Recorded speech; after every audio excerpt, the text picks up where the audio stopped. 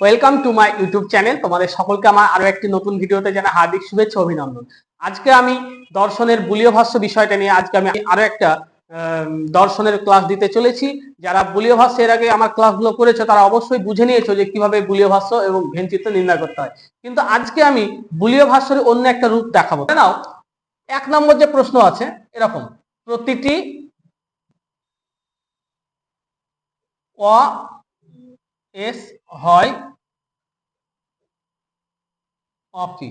আমরা এর আগে তো শিখেছিলাম যে এসপি, এইভাবে কিন্তু শিখেছিলাম, কিন্তু এখানে দেখো আগে অ আছে, এখানে আগে অ আছে, এইভাবে কিন্তু আমরা বিষয়টা কিন্তু শিখিনি। তো আজকে আমি সেই বিষয়টা তোমাদেরকে শেখাবো।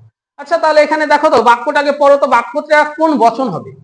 প্রতিটি অএস হয় অপি, হয় আছে তার মানে সদর্থক বচন। সদর্থক বচন হলে এ বা আই হয়, এটা আমরা তো জানি। আর এখানে বলে যে প্রতিটি মানে সবার কথা বলছে, তাহলে এটা অবশ্যই এ বচন হবে। তাহলে এ বচন যদি হয় তাহলে এটা রূপ হবে কিরকম? বচনের সকল অ এস হয় অপি। লিখতে পারবো?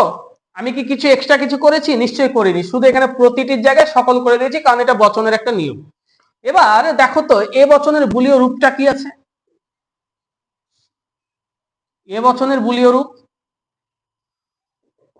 এ বচনের বুলীয় রূপ হচ্ছে এস পি বার, তাই না? এস পি বার সমান 0। এবার তোমরা একটা জিনিস ভালো করে ফলো করো, এই যে এস, এর সাথে ওয়া আছে, আছে, তাই এখানে একটা বার বসবে ওয়া এর কারণে। বোঝা গেল?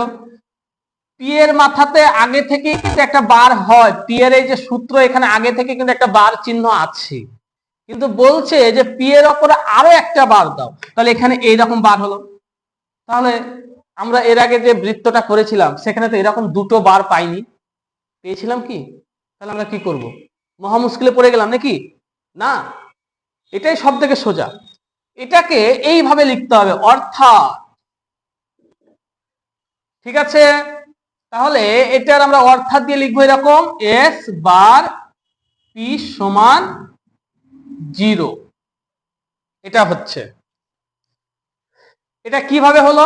কারণ এই যে বারবার কেটে যাবে, তার মানে মাইনাসে মাইনাসে যেমন কেটে প্লাস হয়ে যায়, ঠিক সেরকমই দুটো মাথার উপর একটা বার ছিল, তার উপরে আবার একটা বার চেপেছে, তাই স্বাভাবিকভাবে এইবার কেটে যাবে, কিন্তু এইটা কিন্তু কাটবে না।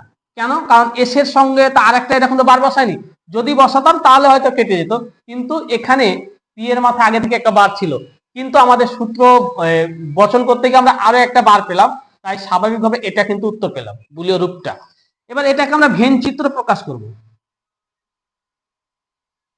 ভেন চিত্র প্রকাশ কিভাবে করব? সেম একই রকম ভাবে দুটো বৃত্ত হবে, এটা যদি এস এর ঘর হয় পি বাদ, এটা যদি পি এর ঘর হয় তাহলে এস বাদ, এটা এস পি দুজনার, আর এটা এসও বাদ পিও বাদ। এইটা তো প্রত্যেকে বুঝতে পেরেছো?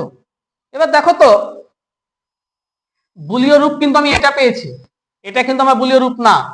কেন না সেটা তো বুঝতে পেরেছো, কারণ বারের উপর আর একটা বার চাপলে দুটো বারই কেটে যায়, তাই দেখো পি এর উপরে কিন্তু আর কোনো বার নেই। এবার এখানে দেখো তো এইটা কোথায় আছে? বৃত্তের মধ্যে এই জায়গায় আছে, পেয়েছো? তাহলে এখানে একটা ছায়া হয়ে যাবে, আর এই দাগটা এইভাবে একটু বাঁকা করে টানার চেষ্টা করবে যাতে দেখতে ভালো লাগে।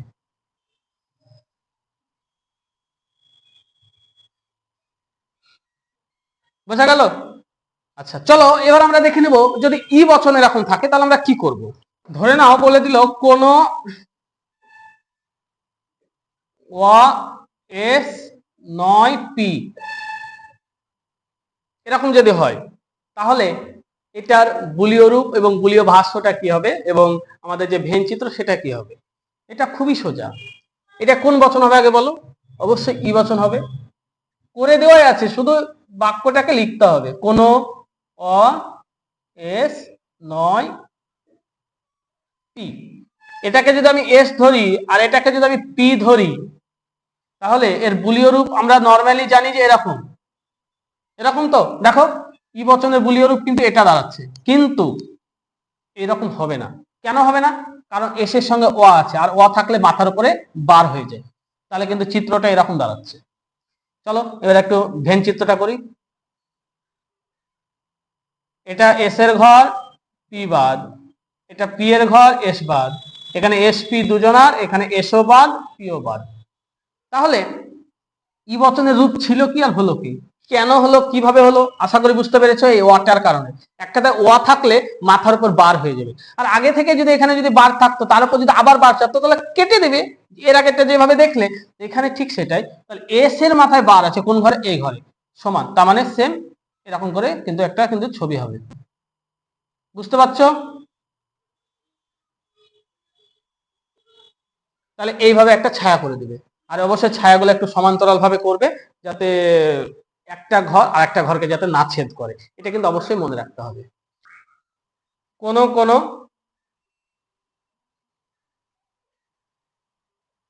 এস হয়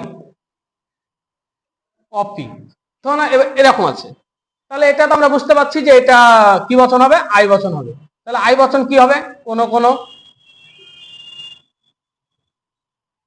এস হয় অপি, যেটা আছে সেটা লিখলাম। এবার দেখো তো ভালো করে, আই বচনের বুলীয় রূপ কি আছে এখানে, SP not equal to, SP not equal to 0, এটা আছে তো। এবার পি এর সঙ্গে যেহেতু ওয়া আছে তাই পি এর মাথায় বার বসাতে হবে। এখানে বার ছিল না, আয়ের নিয়মে ছিল না, কিন্তু এখানে কিন্তু চলে আসবে। কেন আসছে, ওয়াটার কারণে। বোঝা গেল? ঠিক একই রকম ভাবে দুটো বৃত্ত, এটা যদি এস হয় পি বাদ, এটা পি হলে এস বাদ, এখানে এস পি, এখানে এসও বাদ, পিও বাদ। তো দেখো তো এস পি বার কোথায় আছে, এই জায়গাটায়। যেহেতু এখানে নট ইকুয়াল টু আছে, নট ইকুয়াল টু থাকলে ক্রস হয়, ক্রস বসিয়ে দাও, ঝামেলা মিটে গেল। এখানে যদি 9 থাকতো, ধরে নাও এখানে 9 আছে, এখানে 9, এখানে 9, আর এটা যদি ও বচন হতো তাহলে এরকম হতো। তাহলে ও বচনের দেখো পি এর মাথায় আগে থেকে কিন্তু বার ছিল, এই নিয়মে দেখো ও বচনের পি এর মাথায় আগে থেকে বার আছে। আবার এখানে পি এর মাথায় বার বসবে কেন, ও আছে, তাহলে এরকম হয়ে যাচ্ছে। আবার এটা কিন্তু আমার বুলীয় রূপ হয়নি। এরপর আমাকে কি করতে হবে, অর্থাৎ এই পি এর মাথায় ডবল বার হওয়ার কারণে দুটোই কেটে যাবে, এস নট ইকুয়াল টু 0। তাহলে SP not equal to, SP not equal to মানে এই জায়গাটা না, ক্রস চিহ্ন দিয়ে দিলেই হয়ে যাবে। বুঝতে পারলাম? তাহলে এ ই আই ও, তাহলে আমরা দুটো বৃত্ত দিয়ে দেখলাম। আমরা এর পরবর্তী ক্লাসে যেটা দেখবো সেটা হচ্ছে একটা বৃত্ত দিয়ে কিভাবে আমরা বুলীয় ভাষ্য নির্ণয় করব, সেটা আমরা দেখে নেব পরবর্তী ক্লাসে। যদি ভিডিওটা ভালো লাগে তাহলে অবশ্যই একটা লাইক কমেন্ট বন্ধুদের মধ্যে শেয়ার করে দেবে, আর পরবর্তী তোমাদের কোন ভিডিও লাগবে সেটা অবশ্যই কমেন্ট করে জানাবে। আজকের মতো এটুকুই, দেখা হচ্ছে পরবর্তী কোনো ভিডিও। ধন্যবাদ।